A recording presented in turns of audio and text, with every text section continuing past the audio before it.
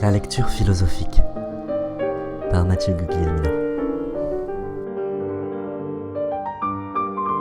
Un podcast pour faire vivre le savoir des philosophes dans ce qu'il y a de plus vivant, la parole. Cette semaine, une lecture de Gaston Bachelard, La formation de l'esprit scientifique, publiée en 1938.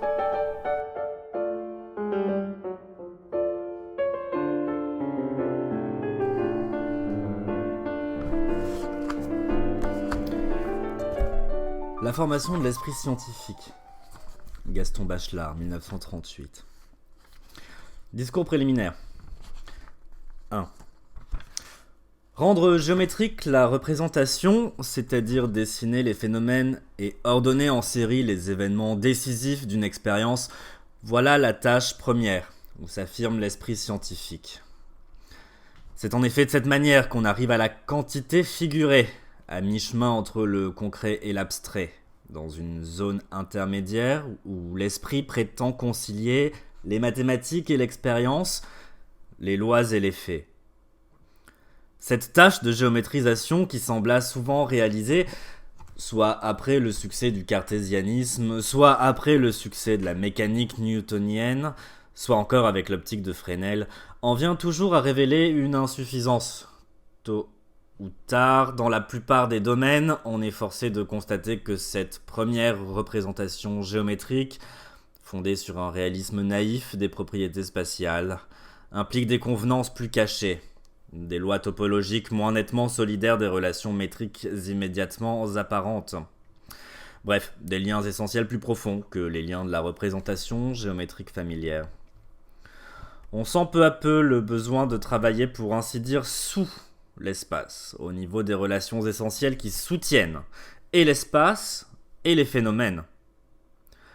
La pensée scientifique est alors entraînée vers des constructions, plus métaphoriques que réelles, vers des espaces de configuration, dont l'espace sensible n'est après tout qu'un pauvre exemple. Le rôle des mathématiques dans la physique contemporaine dépasse donc singulièrement la simple description géométrique. Le mathématisme est non plus descriptif, mais formateur. La science de la réalité ne se contente plus du comment phénoménologique, elle cherche le pourquoi mathématique. Aussi bien puisque le concret accepte déjà l'information géométrique, puisque le concret est correctement analysé par l'abstraction, comme la démarche normale et féconde est de l'esprit scientifique. En fait, si l'on médite sur l'évolution de l'esprit scientifique, on décèle bien vite un élan qui va du géométrique plus ou moins visuel à l'abstraction complète. Dès qu'on accède à une loi géométrique, on réalise une inversion spirituelle très étonnante. Vive et douce comme une génération. À la curiosité fait place l'espérance de créer, puisque la première représentation géométrique des phénomènes est essentiellement une mise en ordre. Cette première mise en ordre ouvre devant nous les perspectives d'une abstraction, alerte et conquérante, qui doit nous conduire à organiser rationnellement la phénoménologie comme une théorie de l'ordre pur. Alors, ni désordre ne saurait être appelé un ordre méconnu, ni l'ordre une simple concordance de nos schémas et des objets, comme cela pourrait être le cas dans le règne des données immédiates de la conscience. Quand il s'agit des expériences conseillées ou construites par la raison, l'ordre est une vérité, et le désordre une erreur. L'ordre abstrait est donc un ordre prouvé, qui ne tombe pas sous les critiques bergsoniennes de l'ordre trouvé. Nous nous proposons dans ce livre de montrer ce destin grandiose de la pensée scientifique abstraite. Pour cela, nous devrons prouver que pensée abstraite n'est pas synonyme de mauvaise conscience scientifique, comme semble l'impliquer l'accusation banale. Il nous faudra prouver que l'abstraction débarrasse l'esprit, qu'elle allège l'esprit, qu'elle le dynamise. Nous fournirons ces preuves en étudiant plus particulièrement les difficultés des abstractions correctes, en marquant l'insuffisance des premières ébauches, la lourdeur des premiers schémas, en soulignant aussi le caractère discursif de la cohérence abstraite et essentielle qui ne peut pas aller au but d'un seul trait. Et pour mieux montrer que la démarche de l'abstraction n'est pas uniforme, nous n'hésiterons pas à employer parfois un ton polémique en insistant sur le caractère d'obstacle présenté par l'expérience, soi-disant concrète et réelle, soi-disant naturelle et immédiate.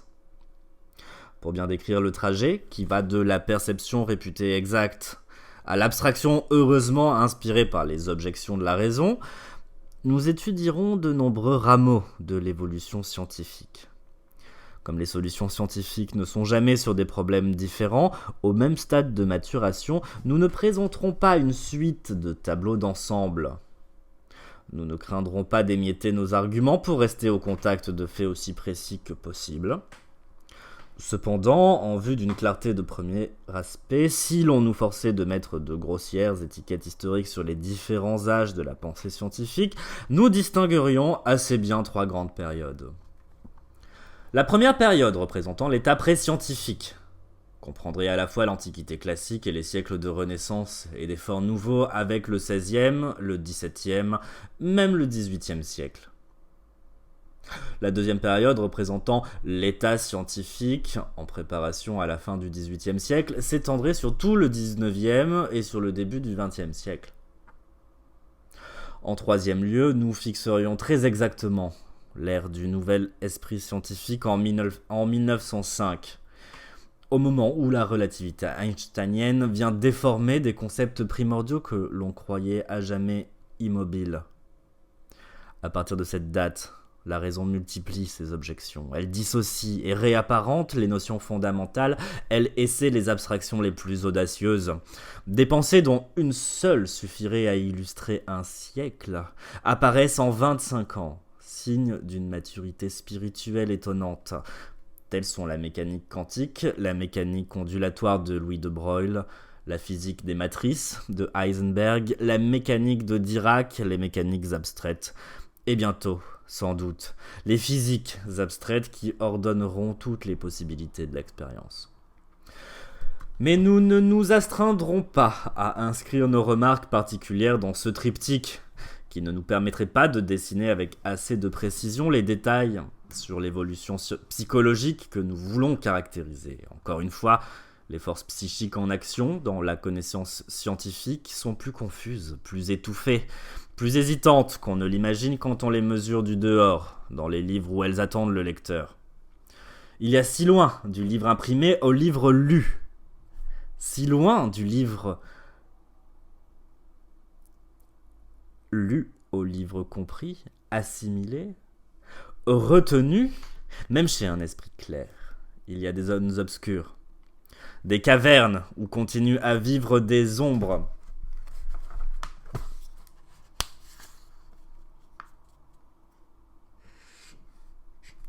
Même chez l'homme nouveau, il reste des vestiges du vieil homme.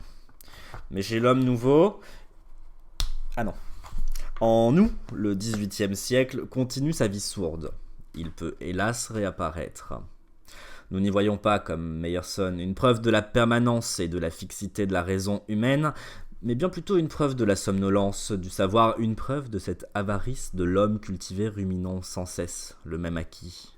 La même culture est devenant, comme tous les avares, victime de l'or caressé. Nous montrerons en effet l'endosmose abusive de l'assertorique dans l'apodictique, de la mémoire dans la raison. Nous insisterons sur ce fait qu'on ne peut se prévaloir d'un esprit scientifique, tant qu'on n'est pas assuré, à tous les moments de la vie pensive, de reconstruire tout son savoir. Seuls les axes rationnels permettent ces reconstructions. Le reste est base mémotechnie. La patience de l'érudition n'a rien à voir avec la patience scientifique. Puisque tout savoir scientifique doit être à tout moment reconstruit, nos démonstrations épistémologiques auront tout à gagner à se développer au niveau des problèmes particuliers, sans souci de garder l'ordre historique. Nous ne devons pas non plus hésiter à multiplier les exemples si nous voulons donner l'impression que, sur toutes les questions, pour tous les phénomènes, il faut passer d'abord de l'image à la forme géométrique, puis de la forme géométrique à la forme abstraite, pour suivre la voie psychologique normale de la pensée scientifique.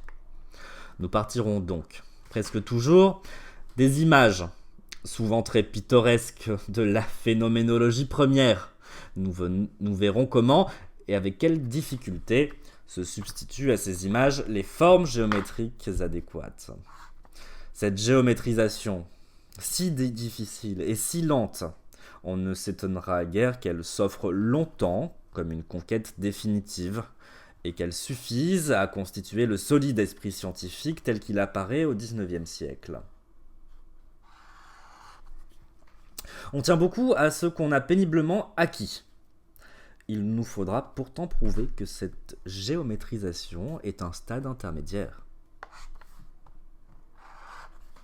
Mais ce développement suivi au niveau de questions particulières, dans le morcellement des problèmes et des expériences, ne sera clair que si l'on nous permet, cette fois en dehors de toute correspondance historique, de parler d'une sorte de loi des 3 états pour l'esprit scientifique. Dans sa formation individuelle, un esprit scientifique passerait donc nécessairement par les 3 états suivants, beaucoup plus précis et particuliers que les formes contiennent. 1. L'état concret, où l'esprit s'amuse des premières images du phénomène et s'appuie sur une littérature philosophique glorifiant la nature, chantant curieusement à la fois l'unité du monde et sa riche diversité. 2. L'état concret abstrait, où l'esprit adjoint à l'expérience physique des schémas géométriques et s'appuie sur une philosophie de la simplicité. L'esprit est encore dans une situation paradoxale. Il est d'autant plus sûr de son abstraction que cette abstraction est plus clairement représentée par une intuition sensible. 3. L'état abstrait, où l'esprit entreprend des informations volontairement soustraites à l'intuition de l'espace réel, volontairement détachées de l'expérience immédiate, et même en polémique ouverte avec la réalité première, toujours impure, toujours informe. Enfin, pour achever de caractériser ces 3 stades de la pensée scientifique, nous devons nous préoccuper des intérêts différents qui en constituent en quelque sorte la base affective. Précisément, la psychanalyse, que nous proposons de faire intervenir dans une culture objective, doit déplacer les intérêts. Sur ce point, dussions-nous forcer la note, nous voudrions du moins donner l'impression que nous entrevoyons, avec le caractère affectif de la culture intellectuelle, un élément de solidité et de confiance qu'on n'a pas assez étudié. Donner et surtout garder un intérêt vital à la recherche désintéressée, tel n'est-il pas le premier devoir de l'éducateur, à quelque stade de la formation que ce soit ?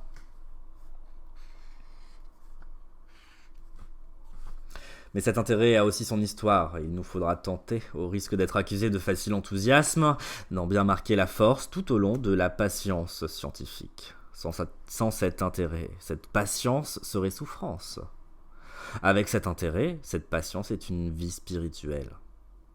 Faire de la psychologie de la patience scientifique reviendra à adjoindre à la loi des 3 états de l'esprit scientifique une sorte de loi des 3 états d'âme, caractérisée par des intérêts. Âme puérile ou mondaine, animée par la curiosité naïve, frappée d'étonnement devant le moindre phénomène instrumenté, jouant à la physique pour se distraire, pour avoir un prétexte à une attitude sérieuse, accueillant les occasions du collectionneur, passive, jusque dans le bonheur de penser. Âme professorale, toute fière de son dogmatisme, immobile dans sa première abstraction, appuyée pour la vie sur les succès scolaires de sa jeunesse. Parlant chaque année son savoir, imposant ses démonstrations, tout à l'intérêt déductif, soutien si commode de l'autorité, enseignant son domestique comme fait Descartes ou le tout venant de la bourgeoisie comme fait l'agrégé de l'université. Enfin, l'âme en mal d'abstraire et de quintessencier, conscience scientifique douloureuse, livrée aux intérêts inductifs toujours imparfaits, jouant le jeu périlleux de la pensée sans support expérimental stable, à tout moment dérangée par les objections de la raison, mettant sans cesse en doute un droit particulier à l'abstraction, mais si sûr que l'abstraction est un devoir, le devoir scientifique, la possession enfin épurée de la pensée du monde. Pourrons-nous ramener à la convergence des intérêts si contraires ? En tout cas, la tâche de la philosophie scientifique est très nette. psychanalyser l'intérêt, ruiner tout utilitarisme si déguisé qu'il soit, si élevé qu'il se prétende, tourner l'esprit du réel vers l'artificiel, du naturel vers l'humain, de la représentation vers l'abstraction. Jamais, peut-être plus qu'à notre époque, l'esprit scientifique n'a plus eu besoin d'être défendu, d'être illustré, au sens même où Dubélé travaillait à la défense et illustration de la langue française. Mais cette illustration ne peut se borner à une sublimation des aspirations communes les plus diverses. Elle doit être normative et cohérente. Elle doit rendre clairement conscient et actif le plaisir de l'excitation spirituelle vers la découverte du vrai. Elle doit faire du cerveau avec de la vérité. L'amour de la science doit être un dynamisme psychique autogène. Dans l'état de pureté réalisé par une psychanalyse de la connaissance objective, la science est l'esthétique de l'intelligence.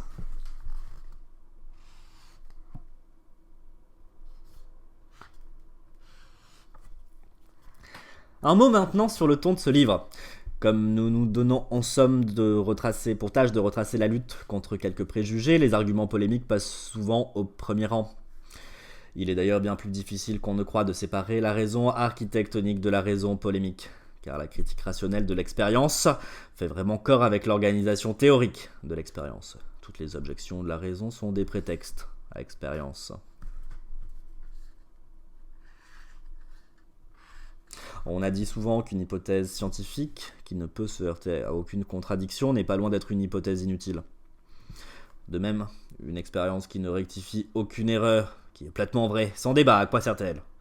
Une expérience scientifique est alors une expérience qui contredit l'expérience commune. D'ailleurs, l'expérience immédiate et usuelle garde toujours une sorte de caractère tautologique.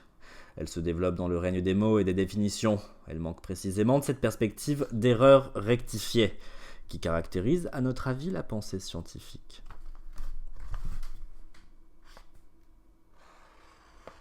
L'expérience commune n'est pas vraiment composée. Tout au plus, elle est faite d'observations juxtaposées. Et il est très frappant que l'ancienne épistémologie ait établi un lien continu entre l'observation et l'expérimentation, alors que l'expérimentation doit s'écarter des conditions ordinaires de l'observation. Comme l'expérience commune n'est pas composée, elle ne saurait être, croyons-nous, effectivement vérifiée. Elle reste un fait. Elle ne peut donner une loi.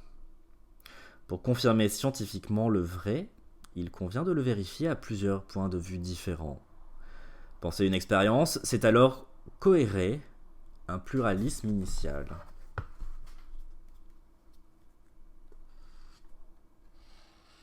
Mais si hostile que nous soyons aux prétentions des esprits concrets, qui croient saisir immédiatement le donné, nous ne chercherons pas à incriminer systématiquement toute intuition isolée.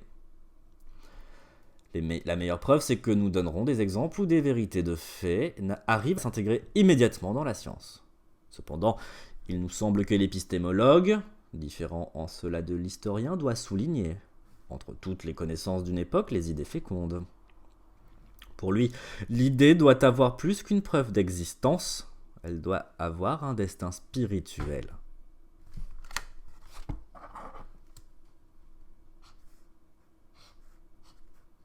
Nous n'hésiterons donc pas à inscrire au compte de l'erreur ou de l'inutilité spirituelle, ce qui n'est pas loin d'être la même chose, toute vérité qui n'est pas la pièce d'un système général, toute expérience même juste, dont l'affirmation reste sans lien avec une méthode d'expérimentation générale, toute observation qui, pour réelle et positive qu'elle soit, est annoncée dans une fausse perspective de vérification. Une telle méthode de critiquer réclame une attitude expectante, presque aussi prudente vis-à-vis du connu que de l'inconnu, toujours en garde contre les connaissances familières, sans grand respect pour la vérité scolaire. On ne comprend donc qu'un philosophe qui suit l'évolution des idées scientifiques, chez les mauvais auteurs comme chez les bons, chez les naturalistes comme chez les mathématiciens, se défende mal contre une impression d'incrédulité systématique, qu'il adopte un ton sceptique en faible accord avec sa foi, si solide par ailleurs dans les progrès de la pensée humaine. De la formation de l'esprit scientifique, chapitre 1er. La notion d'obstacle épistémologique, plan de l'ouvrage. 1. Quand on cherche les conditions psychologiques des progrès de la science, on arrive bientôt à cette conviction que c'est en termes d'obstacles qu'il faut poser le problème de la connaissance scientifique. Et il ne s'agit pas de considérer des obstacles externes, comme la complexité et la fugacité des phénomènes, ni d'incriminer la faiblesse des sens et de l'esprit humain. C'est dans l'acte même de connaître, intimement, qu'apparaissent, par une sorte de nécessité fonctionnelle, des lenteurs et des troubles. C'est là que nous montrerons des causes de stagnation et même de régression. C'est là que nous décèlerons des causes d'inertie, que nous appellerons des obstacles épistémologiques. La connaissance du réel est une lumière qui projette toujours quelque part des ombres. Elle n'est jamais immédiate et pleine. Les révélations du réel sont toujours récurrentes. Le réel n'est jamais ce qu'on pourrait croire, mais il est toujours ce qu'on aurait dû penser.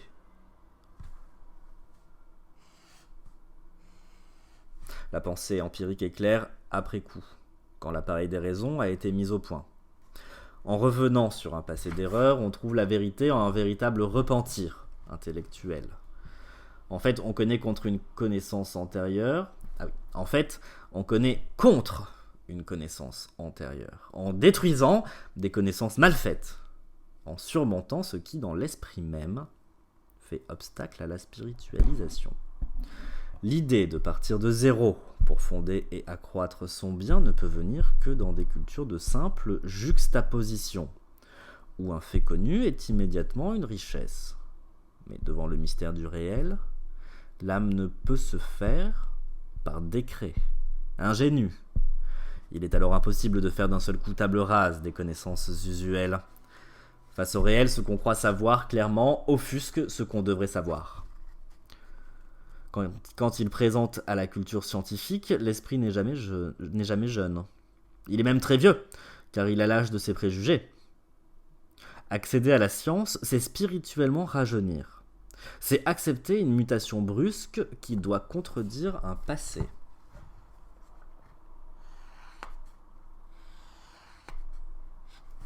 La science, dans son besoin d'achèvement, comme dans son principe, s'oppose absolument à l'opinion. S'il lui arrive sur un point particulier de légitimer l'opinion, c'est pour d'autres raisons que celles qui fondent l'opinion. De sorte que l'opinion a en droit toujours tort.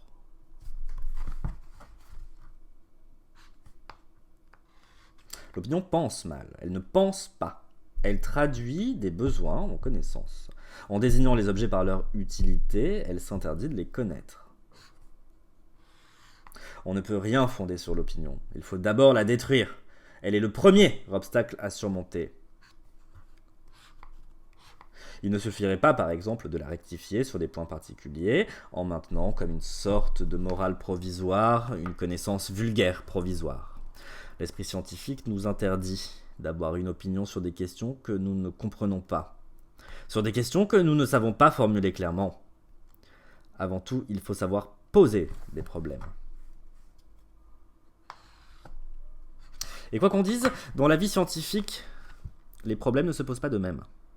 C'est précisément ce sens du problème qui donne la marque du véritable esprit scientifique.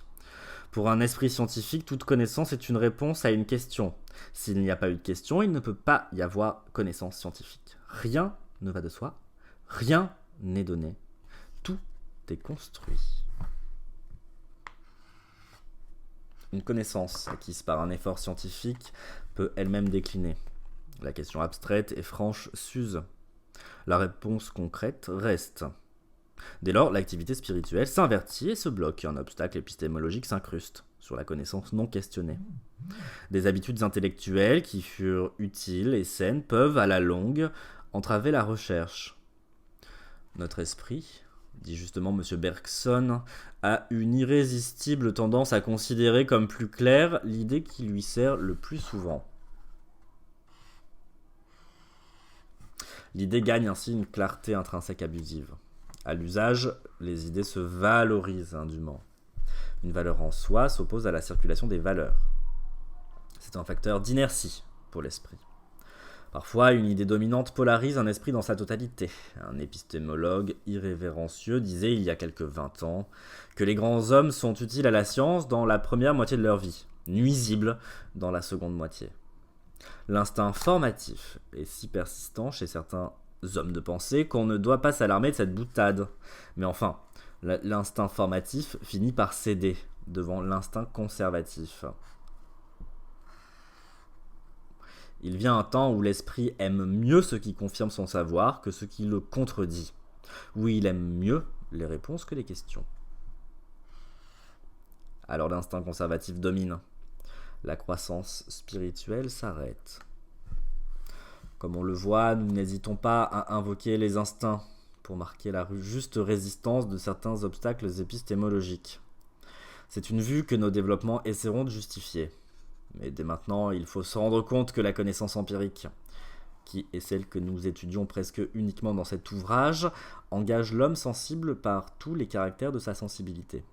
Quand la connaissance empirique se rationalise, on n'est jamais sûr que les valeurs sensibles primitives ne coefficientent pas les raisons. D'une manière bien visible, on peut reconnaître que l'idée scientifique trop familière se charge d'un concret psychologique trop lourd. Qu'elle s'amasse trop d'analogies, d'images, de métaphores, et qu'elle perd peu à peu son vecteur d'abstraction, sa fine pointe abstraite.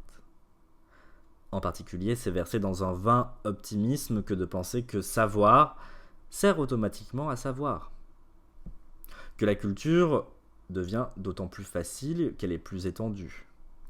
Que l'intelligence, enfin, sanctionnée par des succès précoces, par de simples concours universitaires, se capitalise comme une richesse matérielle.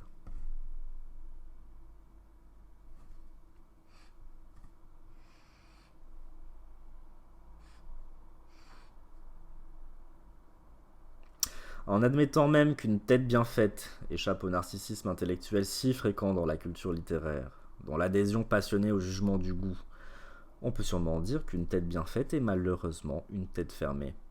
C'est un produit d'école. En fait, les crises de croissance de la pensée impliquent une refonte totale du système du savoir. La tête bien faite doit alors être refaite. Elle change d'espèce. Elle s'oppose à l'espèce précédente par une fonction décisive. Par les révolutions spirituelles que nécessite l'invention scientifique, l'homme devient une espèce mutante. Ou pour mieux dire encore, une espèce qui a besoin de muter, qui souffre de ne pas changer. Spirituellement, l'homme a des besoins de besoins. Si l'on voulait bien considérer par exemple la modification psychique qui se trouve réalisée par la compréhension d'une doctrine comme la relativité ou la mécanique ondulatoire, on ne trouverait peut-être pas ces expressions exagérées, surtout si l'on réfléchissait à la réelle solidité de la science anté-relativiste. Mais nous reviendrons sur ces aperçus dans notre dernier chapitre, quand nous aurons apporté de nombreux exemples de révolutions spirituelles. On répète souvent aussi que la science est avide d'unité, qu'elle tend à identifier des phénomènes d'aspects divers, qu'elle cherche la simplicité ou l'économie dans les principes et dans les méthodes. Cette unité, elle la trouverait bien vite si elle pouvait s'y complaire. Tout à l'opposé, le progrès scientifique marque ses plus nettes étapes en abandonnant les facteurs philosophiques d'unification facile tels que l'unité d'action du créateur, l'unité de plan de la nature, l'unité logique. En effet, ces facteurs d'unité, encore agissant dans la pensée pré-scientifique du XVIIIe siècle, ne sont plus jamais invoqués. On trouverait bien prétentieux le savant contemporain qui voudrait réunir la cosmologie et la théologie. Et dans le détail même de la recherche scientifique, devant une expérience bien déterminée, qui pourrait être enregistrée comme telle, comme vraiment une et complète, l'esprit scientifique n'est jamais à court pour en varier les conditions. Bref, pour sortir de la contemplation du même et chercher l'autre, pour dialectiser l'expérience. C'est ainsi que la chimie multiplie et complète ses séries homologues, jusqu'à sortir de la nature pour matérialiser les corps plus ou moins hypothétiques, suggérés par la pensée inventive. C'est ainsi que dans toutes les sciences rigoureuses, une pensée anxieuse se méfie des identités plus ou moins apparentes, et réclame sans cesse plus de précision, ipso facto, plus d'occasions de distinguer. Préciser, rectifier, diversifier, ce sont là des types de pensée dynamiques qui s'évadent de la certitude et de l'unité, et qui trouve dans les systèmes homogènes plus d'obstacles que d'impulsions. En résumé, l'homme animé par l'esprit scientifique désire sans doute savoir, mais c'est aussitôt pour mieux interroger.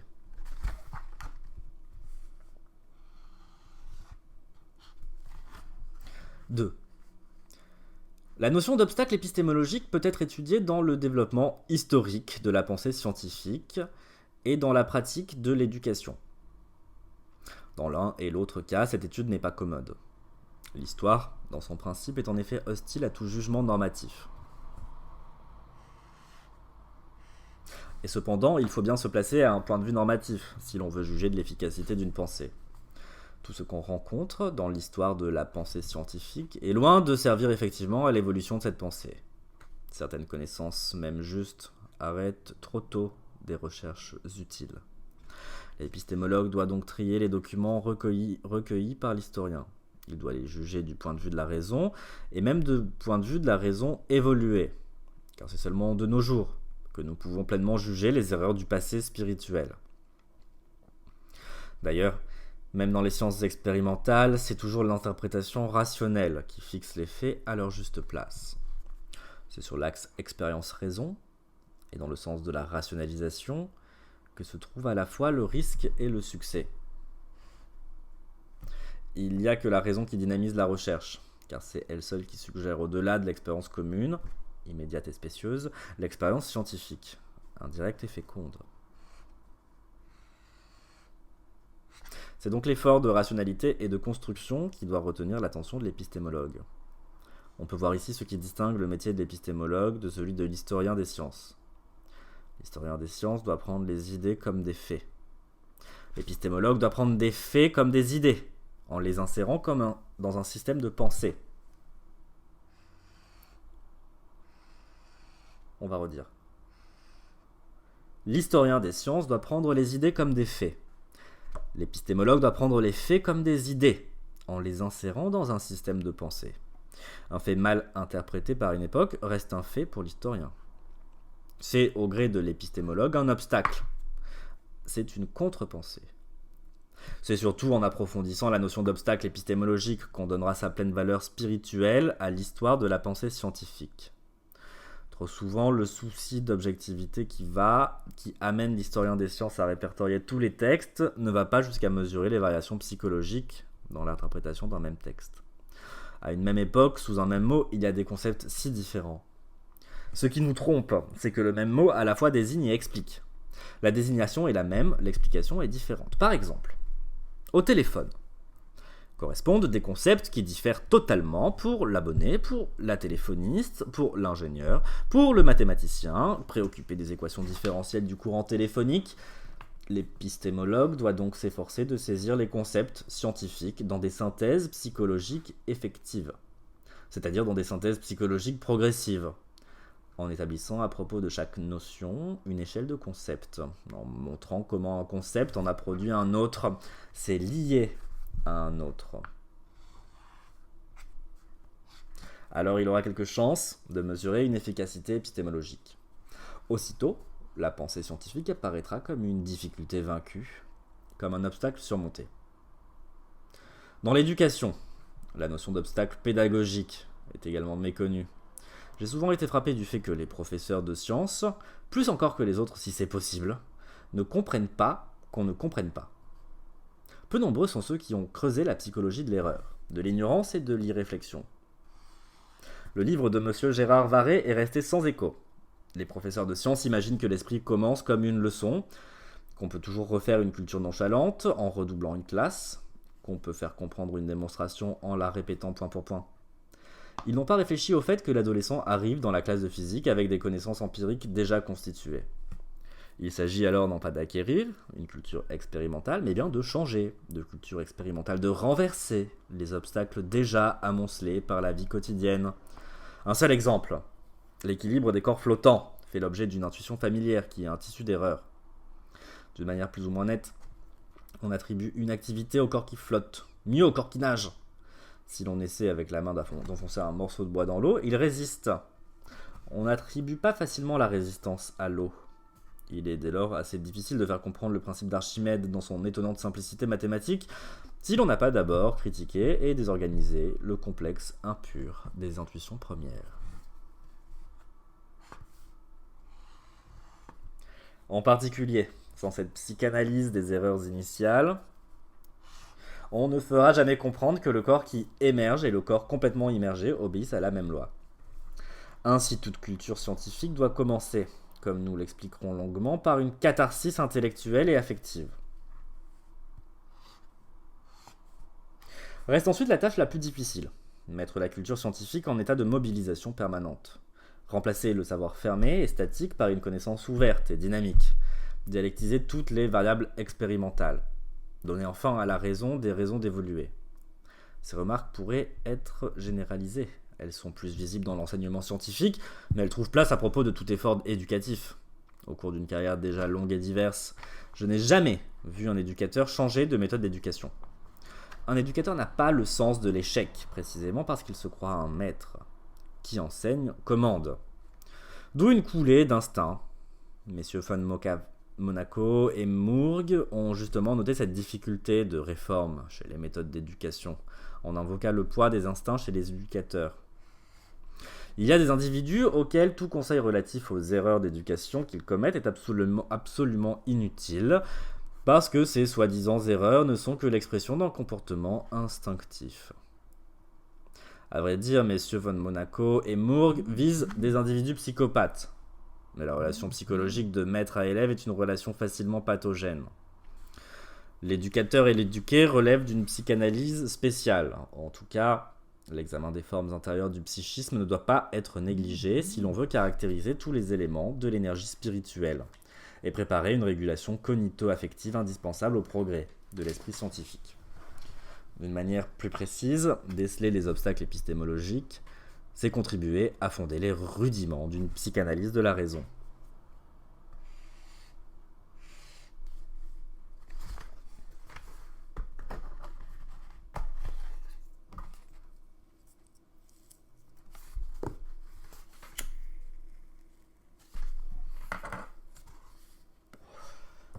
Mais le sens 3.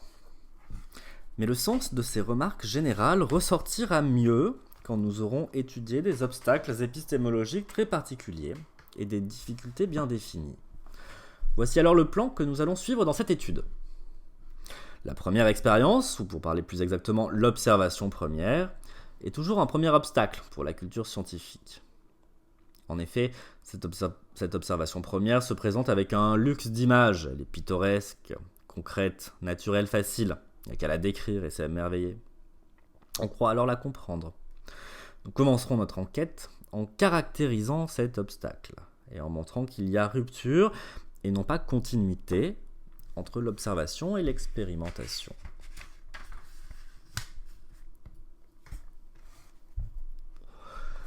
Immédiatement après avoir décrit la séduction de l'observation particulière et colorée, nous montrerons le danger de suivre les généralités de premier aspect. Comme le dit si bien d'Alembert, on généralise ses premières remarques l'instant d'après qu'on ne remarquait rien.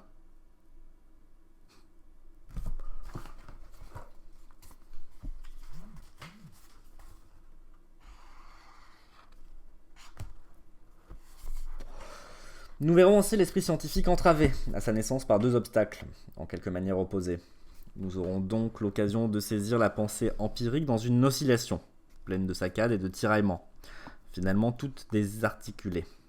Mais cette désarticulation rend possible des mouvements utiles, de sorte que l'épistémologue est lui-même le jouet de valorisation contraire qu'on résumerait assez bien dans les objections suivantes.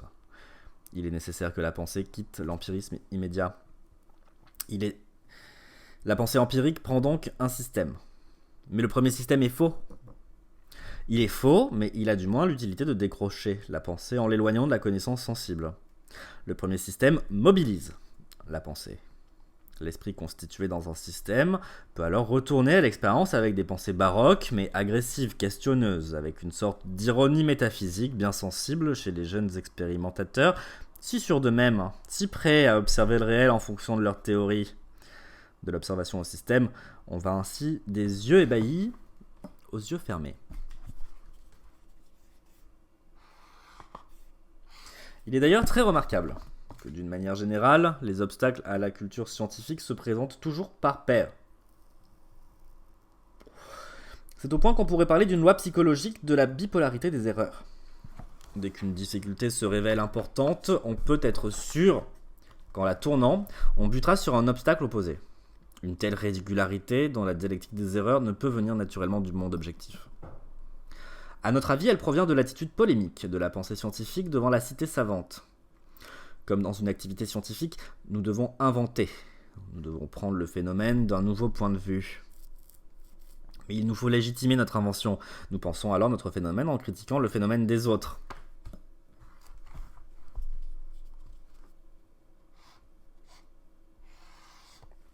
Peu à peu, nous sommes amenés à réaliser nos objections en objets, à transformer nos critiques en lois. Nous nous acharnons à varier le phénomène dans le sens de notre opposition au savoir d'autrui. C'est naturellement, surtout dans une science jeune qu'on pourra reconnaître cette originalité de mauvais aloi, qui ne fait que renforcer les obstacles contraires.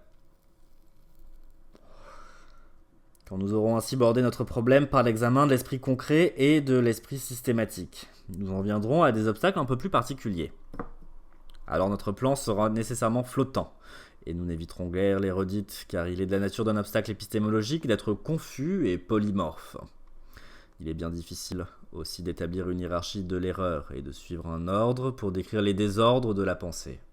Nous exposerons donc en vrac notre musée d'horreur, laissant au lecteur le soin de passer les exemples fastidieux dès qu'il aura compris le sens de nos thèses.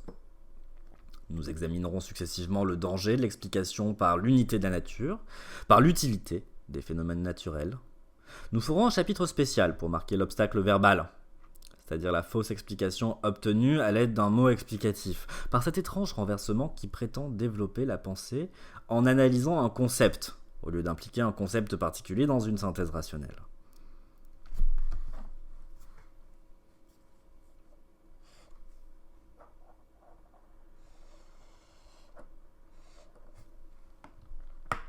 Assez naturellement, l'obstacle verbal nous conduira à examiner un des obstacles les plus difficiles à surmonter parce qu'il est soutenu par une philosophie facile. Nous voulons parler du substantialisme, de l'explication monotone des propriétés par la substance. Nous aurons alors à montrer que le réalisme est pour le physicien, et sans préjuger de sa valeur pour le philosophe, une métaphysique sans fécondité, puisqu'il arrête la recherche au lieu de la provoquer. Nous terminerons cette première partie de notre livre par l'examen d'un obstacle très spécial, que nous pourrons délimiter très précisément, et qui en conséquence donnera une illustration aussi nette que possible de la notion d'obstacle épistémologique. Nous l'apprenons dans son titre complet, l'obstacle animiste dans les sciences physiques. Il a été presque entièrement surmonté par la physique du XIXe siècle. Mais comme il est bien apparent au XVIIe et XVIIIe siècle, au point d'être, d'après nous, un des traits caractéristiques de l'esprit pré-scientifique, nous nous ferons une règle presque absolue de le caractériser en suivant les physiciens du XVIIe et du XVIIIe siècle. Cette limitation rendra peut-être la démonstration plus pertinente, puisqu'on verra la puissance d'un obstacle dans le temps même où il va être surmonté. Cet obstacle animiste n'a d'ailleurs que de lointains rapports avec la mentalité animiste que tous les ethnologues ont longuement examinée.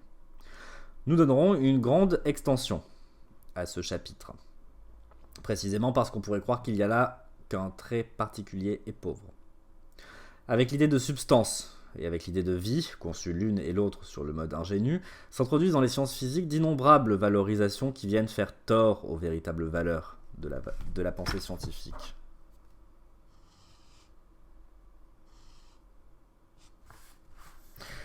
Nous proposerons donc des psychanalyses spéciales pour débarrasser l'esprit scientifique de ses fausses valeurs.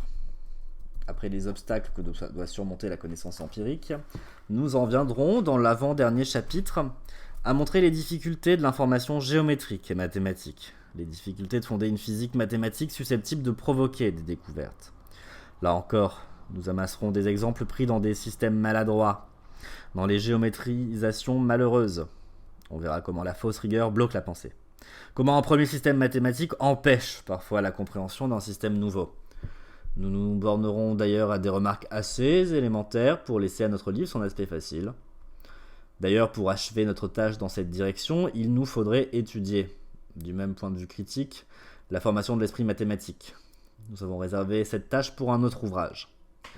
À notre avis, cette division est possible parce que la croissance de l'esprit mathématique est bien différente de la croissance de l'esprit scientifique, dans son effort pour comprendre les phénomènes physiques. En fait, l'histoire des mathématiques est une merveille de régularité. Elle connaît des périodes d'arrêt. Elle ne connaît pas des périodes d'erreur. Aucune des thèses que nous soutenons dans ce livre ne vise donc la connaissance mathématique. Elle ne traite que de la connaissance du monde objectif. C'est cette connaissance de l'objet que dans notre dernier chapitre, nous examinerons dans toute sa généralité, en signalant tout ce qui peut en troubler la pureté, tout ce qui peut en diminuer la valeur éducative. Nous croyons travailler ainsi à la moralisation de la science, car nous sommes intimement convaincus que l'homme qui suit les lois du monde obéit déjà à un grand destin. Et donc la prochaine fois, ce sera le chapitre 2, le premier obstacle, l'expérience première, tout un programme que ce livre de Gaston Bachelard, une lecture qui m'aura été inspirée par Étienne Klein, dont on retrouve des accents, manifestement lecteur aguerri, averti de Gaston Bachelard sur une réflexion de la création de l'esprit scientifique et les différentes erreurs, obstacles qui la parsèment. Une lecture à venir donc du chapitre 2, le premier obstacle, l'expérience première.